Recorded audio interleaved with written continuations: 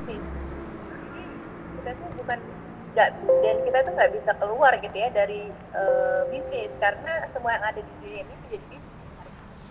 Nah, kemudian kalau misalnya kita lihat nih teman-teman, apapun profesinya, entah itu dia sebagai nakes, kemudian sebagai ibu rumah tangga, terus kemudian juga ada sebagai seorang dokter misalnya, itu semua bisa dijadikan sebuah bisnis. Dan kalau kita lihat juga ya, hari ini bukan berarti hanya orang-orang yang berada di fakultas ekonomi dan bisnis aja nih yang bisa berbisnis, tapi semua orang bisa belajar bisnis. Nah, kemudian selanjutnya, boleh di next. Nah, ada orang yang merasa gini nih, kawan-kawan boleh balas di kolom chat ya. Kira-kira kalau saya tanya nih, bisnis itu bakat atau latihan? Nah, boleh kawan-kawan balas di kolom chat ya. Kira-kira bisnis itu bakat atau sebuah latihan sih? Gitu. Latihan. Oke, ada yang jawab latihan ya.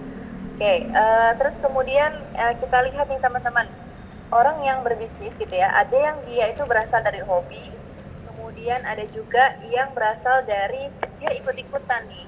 Nah, gimana cara ikut-ikutan? Ikut-ikutannya adalah hari ini orang lagi tren apa, terus dia ikut-ikutan nih. Misal contoh, oh lagi banyak nih yang jualan jilbab, aku pengen deh ikut-ikutan jualan jilbab gitu. Terus kemudian ada juga yang contoh kemarin ya, kita tahu dengan istilah rock skate kan. Nah, rock skate itu booming banget tuh. Kemudian ada orang yang mengamati, tiru, dan memodifikasi rock skate yang lagi booming menjadi sebuah jilbab skate gitu kan. Nah, itu juga salah satu peluang-peluang bisnis yang bisa kita ambil dari cara kita mengamati, meniru, dan memodifikasi. Kemudian kalau misalnya kita lihat nih teman-teman, sebenarnya selain dari hobi, selain dari ATM gitu ya, maka bisnis ini juga bisa muncul dari sebuah keresahan atau sebuah masalah untuk kita carikan solusinya gitu. Contoh, ada orang yang punya permasalahan, kita lihat ya, orang-orang hari ini banyak yang mempermasalahkan terkait wajah nih. Ada yang butuh skincare lah ya, terus kemudian jerawatan dan lain sebagainya. Nah, akhirnya muncul sebuah solusi skincare gitu kan, sebagai sebuah produk yang akan dimunculkan. Itu juga menjadi sebuah starting awal kita untuk melangkah ke bisnis. Kemudian juga dari bagaimana seseorang itu bisa menjadi pribadi yang kreatif. Ketika dia menjadi pribadi yang kreatif, maka akan mudah tuh ya muncul ide-ide baru terkait bisnis. Nah, ini adalah hal-hal yang bisa membuat atau melatar belakangi kita dari berbagai macam background. Artinya apa? Artinya teman-teman, kita tidak bisa memungkiri bahwasannya semua orang sangat mungkin gitu ya menjadi seorang pebisnis gitu. Apalagi kalau misalnya saya lihat nih kondisinya saat ini kita pandemi susah gitu kan, nggak bisa bergantung sama orang lain dan lain sebagainya. Oke, selanjutnya boleh ditampilkan slide selanjutnya.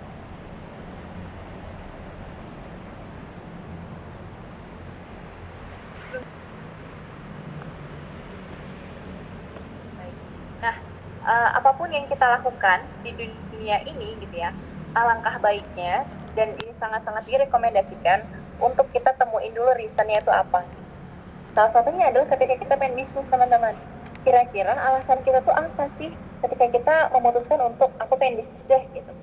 Dan ini merupakan ini ya sebuah formula yang cukup rame gitu ya, cukup booming di dunia ini dari tulisannya Simon Sinek tuh, Start with Why. Jadi apapun yang kita lakukan, coba dimulai dengan why-nya dulu. Gitu. Maka circle why sebelum kita menentukan apa ya produk atau apa ya jasa yang akan kita tawarkan, kita temukan dulu nih why-nya itu apa. Nah, makanya kita lihat tuh circle Y-nya itu paling besar mendominasi gitu, dari circle-circle yang lainnya. Jadi kalau misalnya kita udah punya 1001 alasan, kenapa sih kita terjun di dunia bisnis, maka itu akan membuat kita semakin semangat, membuat kita semakin berinovasi, dan lain sebagainya. Seperti yang saya bilang di awal tadi ya teman-teman, bahwasannya semua yang ada di dunia ini itu merupakan sebuah mekanisme bisnis. Jadi kalau misalnya kita lihat nih, ada orang yang memutuskan untuk menjadi seorang karyawan atau sebagai pegawai. Nah, dia lagi berbisnis nggak tuh? Dia lagi juga dia juga lagi jadi pelaku bisnis gitu kan, pelaku bisnis untuk membesarkan bisnisnya orang lain kayak gitu. Terus kalau misalnya kita memutuskan sebagai owner gitu ya, owner dari suatu jasa atau suatu produk, artinya kita juga sebagai pelaku usaha, sama-sama posisinya sebagai pelaku usaha, tapi untuk membesarkan bisnisnya kita sendiri gitu. Jadi teman-teman harus dilancarkan dulu nih ya, why-nya itu kenapa teman-teman pengen dan kepo terkait bisnis gitu. Jangan sampai bisnis ini jadi kayak ikut-ikutan aja gitu, atau musiman aja gitu.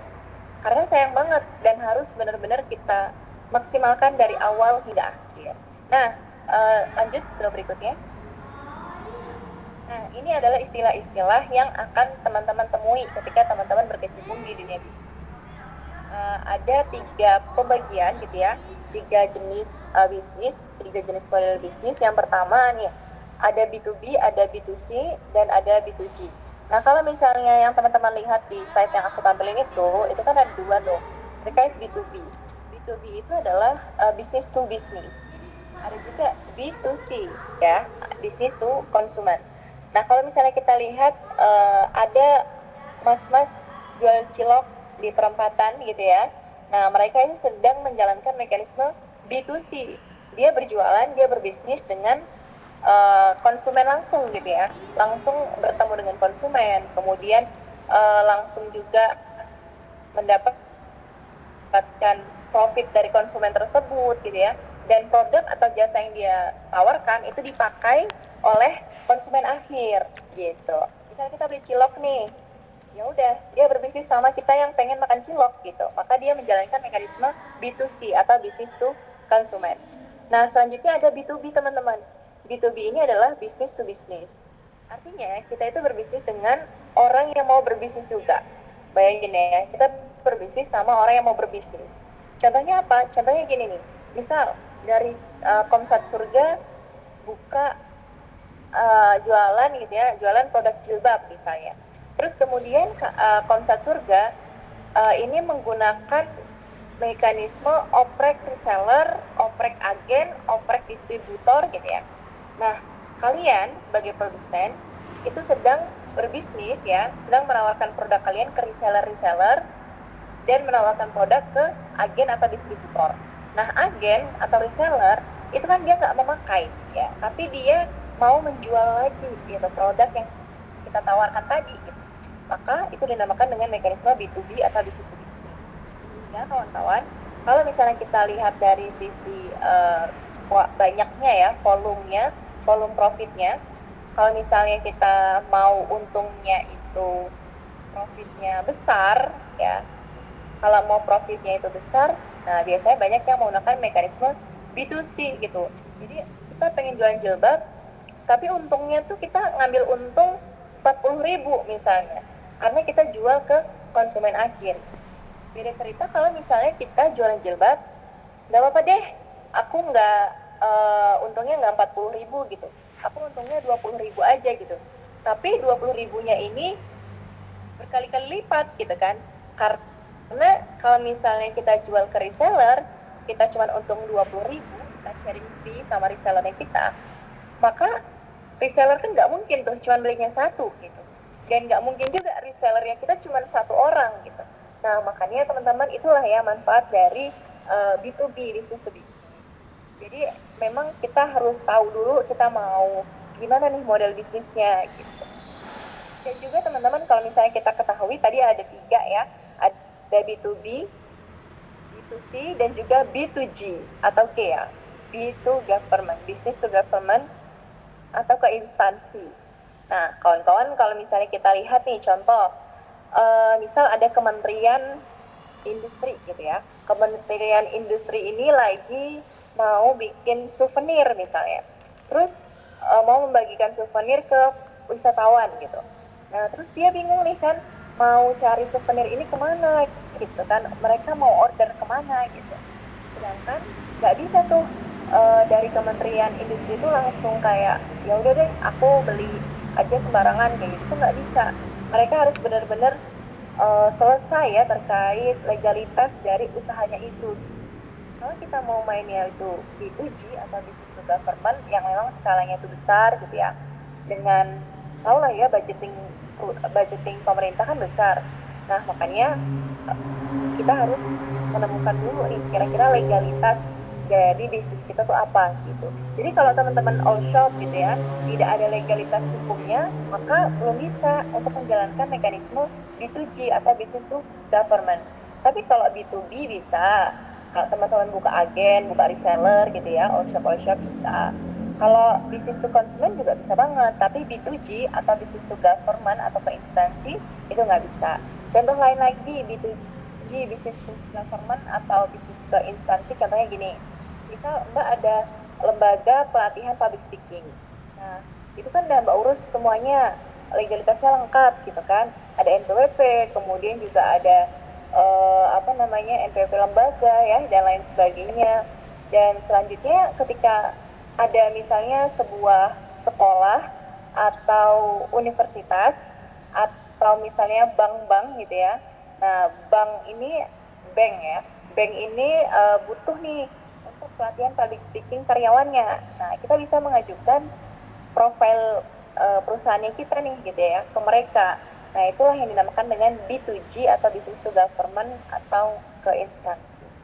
Nah, itu dari hal itu aja udah tahu ya. Nah, teman-teman boleh bahas di kolom chat dong. Kira-kira teman-teman baru dengar ternyata model bisnis itu ada 3 ini atau udah lama tahu gitu. Boleh bahas di kolom chat ya. Kira-kira udah tahu belum? Udah tahu lama belum? Kalau misalnya model bisnis itu ada berbagai macam gitu kan. Iya ya, insya Allah semoga bermanfaat ya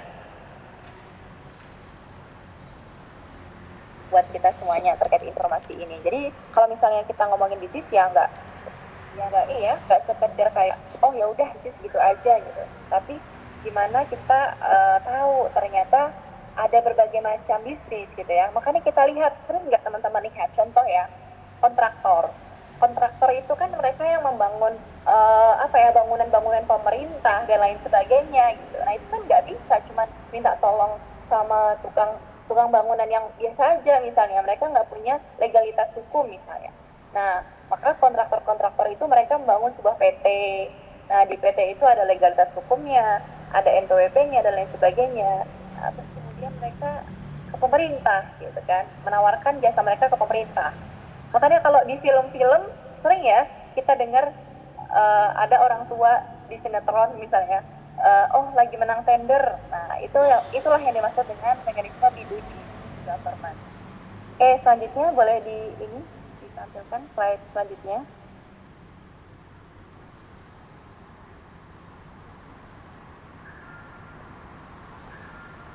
Udah ya? Aku belum. Ini. Di kawan-kawan udah muncul belum itu ya? Slide-nya. Udah kah? Oh sudah ya. Udah enggak? Berarti aku nih yang error. Baik, lanjut aja deh ya. Aku coba pantau dari laptop. Nah, di selanjutnya teman-teman bisa lihat terkait branding. Ya, jadi kalau misalnya kita pengen punya bisnis yang bisa melekat di pikiran orang, maka kita perlu banget yang namanya branding gitu ya. Nah, branding ini masuknya nanti ada 3 aspek dasar yang harus kita bangun dari branding. Yang pertama ada visi, kedua ada misi, dan yang ketiga ada value. Jadi kalau misalnya kita punya sebuah produk gitu ya, contoh kecap deh. Kecap itu ada yang mereknya A, ada yang mereknya B, ada yang mereknya C, ada yang mereknya ABC.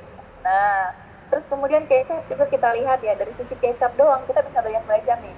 Ada yang teksturnya itu hitam, kental, ada yang warnanya lebih kemerah-merahan ya, dan lain sebagainya. Nah, itu semua ternyata punya value-nya masing-masing. Seperti yang kita dengar di TV ya, teman-teman. Kalau kecap tuh gimana sih? Uh, Malika, nah gitu ya, dari kedelai hitam pilihan. Nah, itu merupakan value yang dia tawarin gitu ya. Ada juga misalnya untuk ketika misalnya Kebumen ini ada namanya kecap kencana.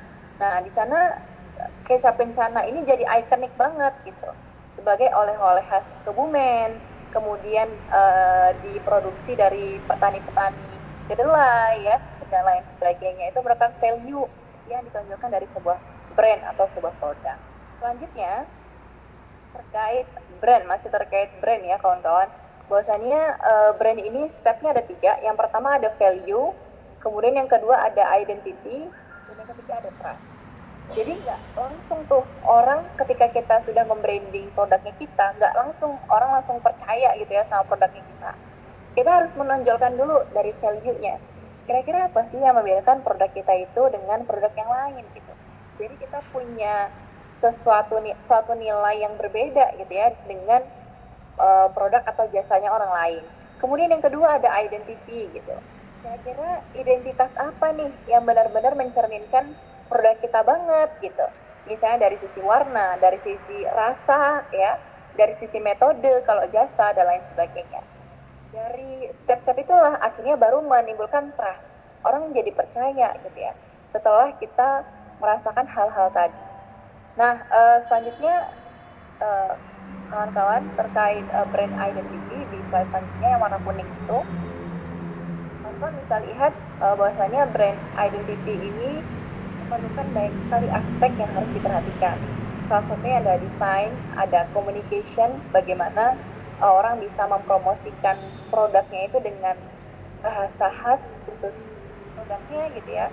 Kemudian juga ada logo yang sangat-sangat mudah diingat, terus kemudian dari visi misinya dan lain sebagainya. Nah, selanjutnya teman-teman, di slide selanjutnya kita akan bahas terkait jenis-jenis branding. Jadi branding ini sangat penting banget dan kuat banget kita rasakan bersama ya kawan-kawan. Tapi ternyata yang namanya branding dalam bisnis itu ada 3. Yang pertama ada product branding, yang kedua ada personal branding, dan yang ketiga ada corporate branding.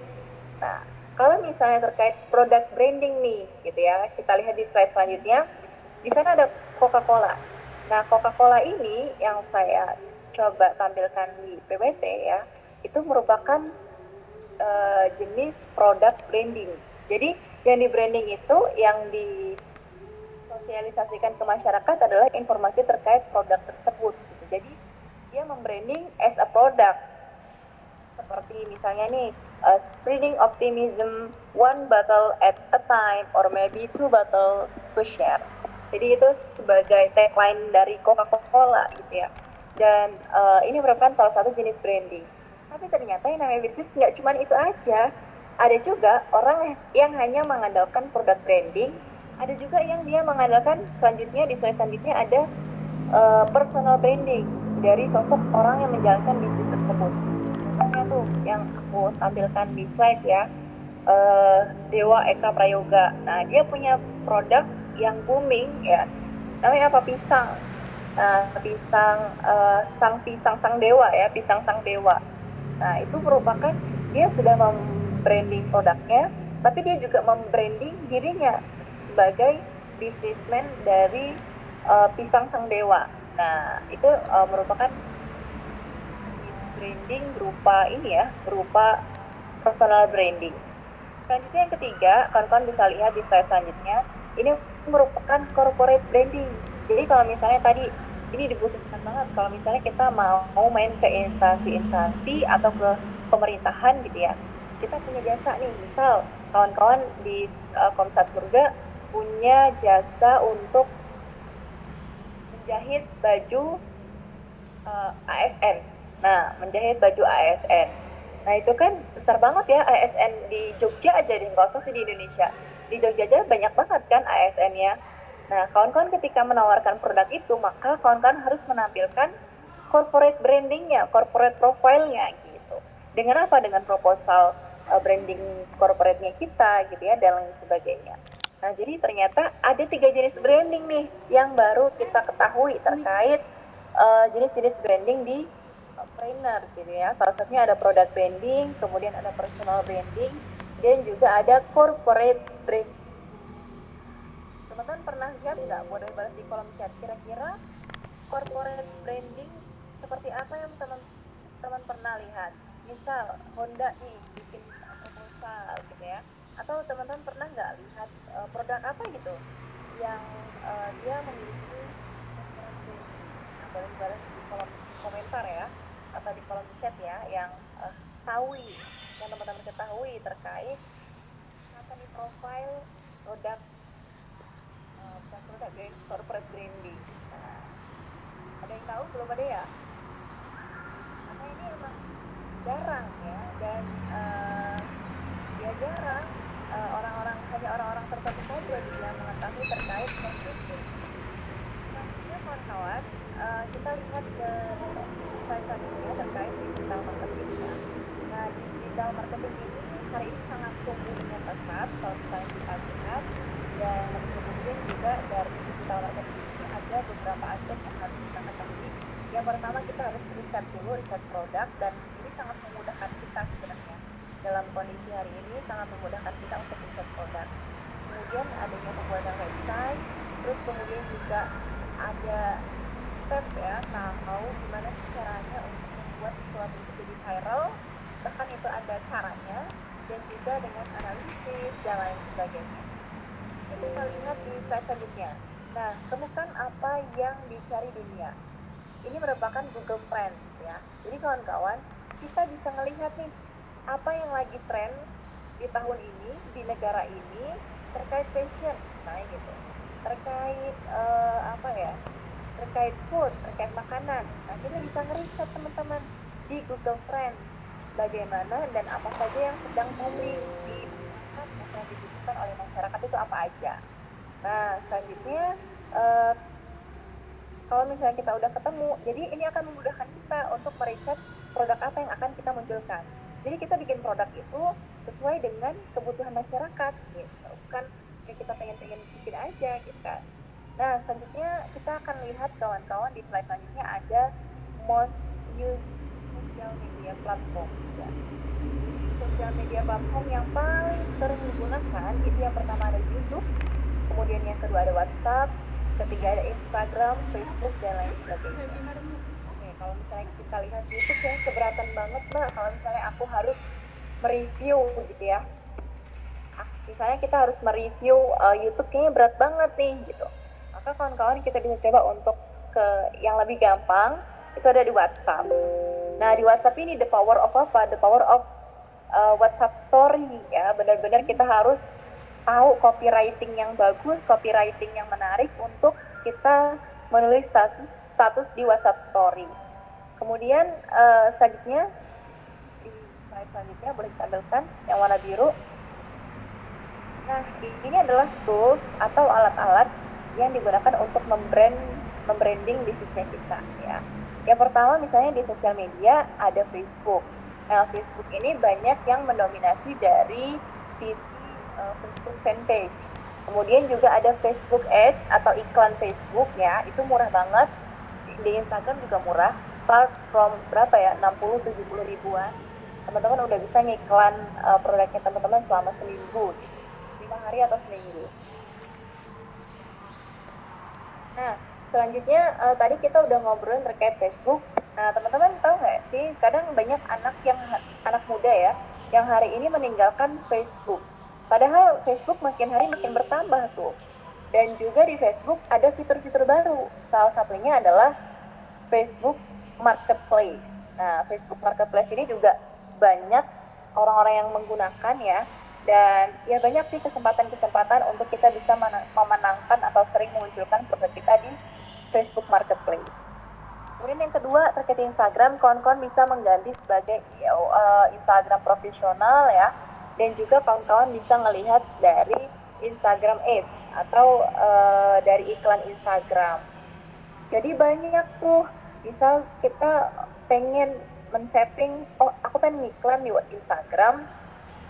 Kemudian ketika aku pengen iklan di Instagram, aku pengen yang nonton ini adalah anak-anak usia segini, berada di wilayah ini, kesukaannya ini gitu ya, dan lain sebagainya. Itu semua ada di bank data Instagram gitu teman-teman. Jadi semua orang di dunia ini punya bank data di sosial media gitu. Salah satunya adalah di Instagram. Nah, makanya kita bisa gunakan fitur ads atau iklan. Selanjutnya ada website. Website ini juga penting untuk kita bisa membangun branding dan marketing atau kepercayaan dari produk atau jasa yang kita tawarkan ke publik gitu ya. Dan kalau misalnya di website, kita akan bisa menggunakan Google Ads gitu. Jadi teman-teman silahkan tentukan ya, kira-kira tadi kita udah di awal ngobrolin terkait kewirausahaan ini merupakan suatu bakat atau latihan gitu. Terus kemudian cari circle yang tepat juga nih teman-teman untuk membangun sebuah bisnis gitu. Jangan sampai kita pengen bangun bisnis tapi kita nggak punya nih teman-teman atau circle yang bisa memacu kita gitu ya untuk berada di dunia bisnis. Setelah kita temukan why-nya, reason-nya, kemudian kita temukan model bisnisnya kita tadi ya, B2B-nya apa, apakah kita melakukan mekanisme B2B atau B2C dan lain sebagainya. Dan kita branding habis-habisan tuh produknya kita dengan produk branding, kemudian personal branding, dan juga dari sisi corporate branding. Dan yang terakhir dari saya di slide terakhir, orang hebat tidak dihasilkan dari kemudahan, kesenangan, dan kenyamanan. Mereka dibentuk melalui kesukaran, tantangan, dan air mata. Itu yang dikatakan oleh Bapak Dahlan Iskan. Nah, oleh sebab itu kawan-kawan, kalau misalnya kita pengen jadi pebisnis yang hebat, kita pengen banyak nih bisnisnya, sustain, dan lain sebagainya, maka kita harus benar-benar bekerja keras banget nih untuk membuat bisnis kita ini jadi bisa stabil ya, dan lain sebagainya. Mungkin itu terkait informasi pengantar ya, terkait bisnis yang bisa saya sampaikan. Selanjutnya bisa kita lanjutkan di sesi tanya jawab. Terima kasih. Wassalamualaikum warahmatullahi wabarakatuh.